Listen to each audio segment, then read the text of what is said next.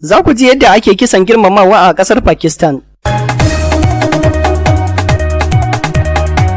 Ana zargin wani magidanci da ɗan uwansa da jefa matarsa mai shekaru 24 bisa tsarin al'adar ƙasar Pakistan ta kisan girmamawa.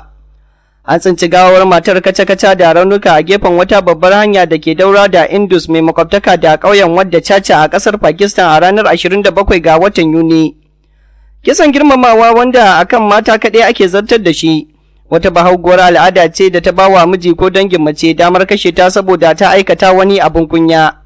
An kashe matar wacce kafafen yada labarai na kasashen ƙetare suka bayyana sunanta da Waziran a birnin Jamshoro da ke gundumar Sinda a ƙasar Pakistan, kamar yadda jaridar Zamiro ta ruwaito. Da farko mahaifin Waziran ya shaida wa 'yan sanda cewa ta mutu ne sakamakon wani hatsari da ya ritsa da ita. Ya bayyana hakan ne bayan an tsinci gawarta kace-kace da jini da raunuka a kanta a gefen wani titi. Amma daga baya ya janye jawabinsa tare da yin ikirarin cewa mijinta Al-Baksh da kuma dan uwansa Karim Baksh ne suka kashe ta. Tuni dai rundunar 'yan sanda ta kama mijin da dan uwansa tare da tsare su a caji office. Wani lauya mai rajin kare haƙƙin bil'adama a ƙasar Pakistan Ayaz Latif Palijo ya wallafa faifan bidiyon mahaifin Waziran yayin da yake sharɓar kuka akan kabarinta. To Allah ya kyauta.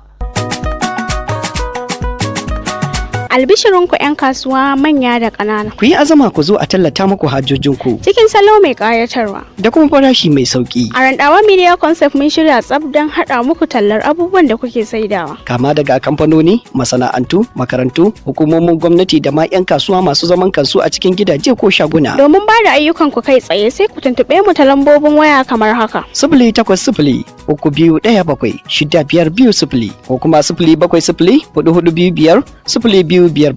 Masu talla a kasuwa suke cin riba.